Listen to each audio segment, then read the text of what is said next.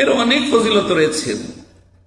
রাসূলুল্লাহ সাল্লাল্লাহু আলাইহি ওয়াসাল্লাম আরেকটি হাদিস রয়েছে সহিহ মুসলিম, আল ঈমান বিদ'un ওয়া সাবউনা শু'বা, ঈমানের কতটি শাখা রয়েছে?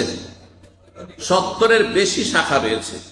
ফাআফযালুহা কাউলু লা ইলাহা, সবচেয়ে উৎকৃষ্ট হচ্ছে লা ইলাহা ইল্লাল্লাহ বলা। কি বলা? লা ইলাহা ইল্লাল্লাহ, আল্লাহ ছাড়া কোনো সত্য মাবুদ নেই। বারবার ঘোষণা করছেন, বারবার ঘোষণা করছেন।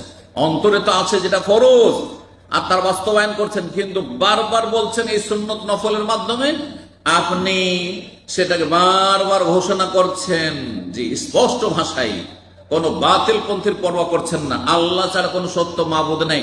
তোমরা যে দরগা দুর্গার পূজা করছো সেগুলি হচ্ছে বাতিল। ওয়ান্না মা ইয়াদুনা মিন দুনিহিল বাতিল। ঠিক। 2 নম্বর জিকির, তা হচ্ছে তসবিহ। তসবিহ মানে সুবহানাল্লাহ পাঠ করা। কি করা? সুবহানাল্লাহ পাঠ করা। এটা হচ্ছে 2 নম্বর জিকির। রাসূলুল্লাহ সাল্লাল্লাহু আলাইহি ওয়াসাল্লামের হাদিসে রয়েছে যে 2টো কালেমা রয়েছে, জবানে খুব হালকা, দাড়ি পাল্লাতে খুব ভারী হবে, আর আল্লাহর কাছে খুব প্রিয় হবে। সে 2টো বাক্য কি? সহিহ বুখারীর শেষ হাদিস একেবারে, সুবহানাল্লাহি ওয়া বিহামদিহি সুবহানাল্লাহিল আযীম। এতে সুবহানাল্লাহর জিকির রয়েছে, 2 বার করে সুবহানাল্লাহ রয়েছে, আর ওয়া বিহামদিহি হামদের জিকির রয়েছে। সময়ের স্বল্পতার জন্য দলিলগুলো বলছি না। 3 নম্বর জিকির, যেহেতু 10টা বলতে চাইছি, শুধু পয়েন্টগুলো বলে দিই, আর বাকি ফজিলত ইনশাআল্লাহ বিস্তারিত আলোচনা আমাদের আছেও আর হতে থাকবে। তাহমিদ আলহামদুলিল্লাহ জিকির। আলহামদুলিল্লাহ জিকির হচ্ছে কয় নম্বর জিকির? 3 নম্বর জিকির বললাম। নবী সাল্লাল্লাহু আলাইহি ওয়াসাল্লাম বলেছেন আত-তাহুরু শাতরুল ঈমান, ওযু গোসল এটা হচ্ছে ঈমানের অর্ধেক। 50 ঈমান আপনার, কারণ ওযু না হলে নামাজ হবে না। তাহলে ওযুটা হচ্ছে অর্ধেক ঈমান। আর আলহামদুলিল্লাহ তামলাউল মিজান, আলহামদুলিল্লাহ বললে নেকির পাল্লা ভর্তি হয়ে যায়। সুবহানাল্লাহ। একবার আলহামদুলিল্লাহ বললেন, 2 সেকেন্ড হয়তো লাগলো না, 3 সেকেন্ডও লাগলো না, আলহামদুলিল্লাহ তামলাউল মিজান, নেকির পাল্লা ভর্তি হয়ে গেল। বলুন আলহামদুলিল্লাহ। আলহামদুলিল্লাহ। জি, এই আলহামদুলিল্লাহ দিয়ে আল্লাহ কোরআনে কারীমে শুরু করেছেন, আলহামদুলিল্লাহ রাব্বিল আলামিন। সুবহানাল্লাহ। জান্নাতে জান্নাতীরা যাবে আর বলবে আলহামদুলিল্লাহ রাব্বিল আলামিন। সুবহানাল্লাহ। গুরুত্বপূর্ণ জিকির আলহামদুলিল্লাহ। 4 নম্বরের জিকির হচ্ছে তাকবীর। তাকবীর মানে আল্লাহু আকবার পাঠ করা। কি করা? আল্লাহু আকবার পাঠ করা। রাসূলুল্লাহ সাল্লাল্লাহু আলাইহি ওয়াসাল্লাম সহিহ মুসলিম হাদিস হচ্ছে আহাব্বুল কালাম ইলাল্লাহি আরবা, আল্লাহর কাছে 4টি কথা খুবই প্রিয়। 4টি কথা, 4টি বাক্য অত্যন্ত প্রিয়। কি? সুবহানাল্লাহি আলহামদুলিল্লাহি ওয়া লা ইলাহা ইল্লাল্লাহু আল্লাহু আকবার। এই যে 4টি হয়ে গেল। এই 4টা এখন পর্যন্ত বর্ণনা করলাম। 4টার দলিল একসাথে সংক্ষেপে পেয়ে গেলেন সহিহ মুসলিমের হাদিস। যেটাই আগে বলেন না কেন, বলছেন লা ইয়াদুররুকা বিআইয়িহিন্না বাদাতা, যেটা ইচ্ছা আগে সুবহানাল্লাহ বলো, আগে আলহামদুলিল্লাহ বলো, আল্লাহু আকবার বলো, আগে লা ইলাহা ইল্লাল্লাহ বলো, অসুবিধা না, আগে পরে। 5 নম্বরের জিকির হচ্ছে ইস্তেগফার করা। ইস্তেগফার মানে আস্তাগফিরুল্লাহ, আল্লাহ আমি ক্ষমা চাইছি, আল্লাহ আমি ক্ষমা চাইছি, আল্লাহ আমাকে মাফ করে দাও, আল্লাহ আমাকে মার্জনা করে দাও, আল্লাহ আমাকে ক্ষমা করে দাও। আরবিতে বলেন, ভালো বুঝে বলেন, কিন্তু না বুঝে নয়। আর না হলে নিজের ভাষায় বুঝে বলে, আল্লাহ তুমি আমাকে মাফ করে দাও, আল্লাহ তুমি আমাকে ক্ষমা করে দাও। এই হচ্ছে ইস্তেগফার। তার সাথে তওবা যদি মিলিয়ে নেন, বলেন আস্তাগফিরুল্লাহ ওয়া আতুবু ইলাইহি, আস্তাগফিরুল্লাহ আল্লাযী লা ইলাহা ইল্লা হুয়াল হাইয়ুল কাইয়্যুম। বিভিন্ন ভাষায় এইরকম সাইয়্যিদুল ইস্তেগফার। ইস্তেগফার বিভিন্ন বাক্য রয়েছে। কম পক্ষে যদি আস্তাগফিরুল্লাহ বলেন যথেষ্ট হয়ে গেল। নবী সাল্লাল্লাহু দিনে 70 বারের বেশি আস্তাগফিরুল্লাহ পাঠ করতেন। অন্য হাদিসে রয়েছে 100 বার করে আমি আস্তাগফিরুল্লাহ পাঠ করি। রাসূলুল্লাহ সাল্লাল্লাহু আলাইহি ওয়াসাল্লাম আস্তাগফিরুল্লাহ পাঠ করতেন, অথচ রাসূলুল্লাহ সাল্লাল্লাহু আলাইহি ওয়াসাল্লাম ভুল ভ্রান্তি নেই, মাসুম।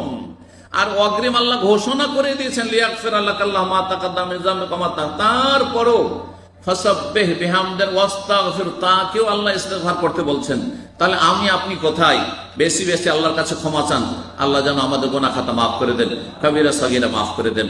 6 নম্বর জিকির হচ্ছে আল্লাহর কাছে আশ্রয় কামনা করা বিতাড়িত শয়তান থেকে। আউযু বিল্লাহ, সংক্ষেপে আউযু বিল্লাহ, আল্লাহর কাছে আশ্রয় চাইছি। আর বিতাড়িত শয়তান থেকে লাগিয়ে দিলে কি বলবেন? আউযু বিল্লাহি মিনাশ শয়তান। এটাও আল্লাহর জিকির, আউযু বিল্লাহ। এই যে কোরআন শুরু করবেন, সবচেয়ে উত্তম বাণী শুরু করবেন আউযু বিল্লাহি মিনাশ শয়তান, যাতে করে শয়তান কোরআন থেকে উপকৃত হইতে, হেদায়েত নিতে বাধা সৃষ্টি না করে, শয়তান যেন মাঝখানে এসে আপনাকে বাধাগ্রস্ত না করে এবং জাহান্নামে না নিয়ে চলে যায়। আউযুবিল্লাহ পাঠ কর। কোন জায়গায় আপনি অবতরণ করছেন, যে কোনো জায়গায় স্টেশনে নামছেন, এয়ারপোর্টে নামছেন, কোন অমুসলিম দেশে নামছেন, খারাপ জায়গায় নামছেন, কোন অপরিচিত লোক নাই সেখানে নামছেন, দুশ্মনের ভয় আছে, ডাকাতের ভয় আছে, ছিনতাইয়ের, আউযু বিকালিমাতিল্লাহি তাম্মাতি মিন শাররি মা খালাক। রাতের অন্ধকারে ভয় লাগছে, জিন শয়তান বলে বলেন আউযু বিকালিমাতিল্লাহি তাম্মাতি মিন শাররি মা খালাক। অফিসে বড় হিংসুক আছে, জালেম আছে, তারা আপনাকে এক্সিট লাগাবার চেষ্টা করছে, বের করার চেষ্টা করছে, বলেন আউযু বিকালিমাতিল্লাহি তাম্মাতি মিন শাররি মা খালাক। সহিহ মুসলিম, লাম ইয়াদুররুহু শাইউন, কোনো কিছুই আপনার ক্ষতি করতে পারবে না, যতই চেষ্টা করুক না। বহু লোক হিংসা করে, শত্রুতা করেছে, তারা কি চলে যেতে হয়েছে, কিন্তু যারা এই আমলগুলি করে তারা আপন জায়গাতে বহাল আছে। আল্লাহ যেন এই জিকিরগুলি করার তৌফিক দান করেন। সহিহ মুসলিমের সেই হাদিসের দিকে ইঙ্গিত করে দিলাম। 7 নম্বর জিকির হচ্ছে বিসমিল্লাহ পাঠ করা। বিসমিল্লাহ, যে কোনো ভালো কাজ শুরু করবেন কি বলবেন? বিসমিল্লাহ। খেতে বসছেন, বিসমিল্লাহ। খাওয়া দাওয়া শুধু নাই, এক গ্লাস পানি, এমনি পানি খাচ্ছেন আপনি, বলে বিসমিল্লাহ। চা খেতে যাচ্ছেন, বিসমিল্লাহ। কাউকে খাবার উঠিয়ে দিচ্ছেন, বেড়ে দিচ্ছেন, বলে বিসমিল্লাহ। কথা বোঝা গেছে? এমনকি বাথরুমেও যাচ্ছেন, যখন বিসমিল্লাহ পড়লে শয়তান অন্ধ হয়ে যাবে, জিন শয়তান, আর আপনার লজ্জায় স্থান দেখতে পাবে না। 7 নম্বর জিকির হয়ে গেল। এগুলোর দলিল রয়েছে, সময় স্বল্পতার জন্য বললাম। 8 নম্বর জিকির হচ্ছে হাউকালা পড়া, মানে লা হাওলা ওয়ালা কুওয়াতা ইল্লা বিল্লাহ। আল্লাহ, আমার কোনো ক্ষমতা নেই তোমার ক্ষমতা ছাড়া, তুমি যদি ক্ষমতা না, আমার কোনো ক্ষমতা নেই, শরীরের ক্ষমতা নেই, মানসিক শারীরিক আর কোন রকম ক্ষমতা নেই, আর্থিক সব ক্ষমতার মালিক তুমি। লা হাওলা ওয়ালা কুওয়াতা ইল্লা বিল্লাহর অনেক বেশি ফজিলত রয়েছে। 9 নম্বর জিকির হচ্ছে দুরুদ পাঠ করা, সালাত পেশ করা। একবার যদি পড়েন তো 10 বার আল্লাহর রহমত নাযিল হবে। সাল্লাল্লাহু আলাইহি ওয়াসাল্লাম, সাল্লি ওয়া সাল্লিম আলা নবিয়িনা মুহাম্মদ, আল্লাহুম্মা সাল্লি আলা মুহাম্মদ, আল্লাহুম্মা বারিক আলা মুহাম্মদ, এইভাবে পাঠ করবেন।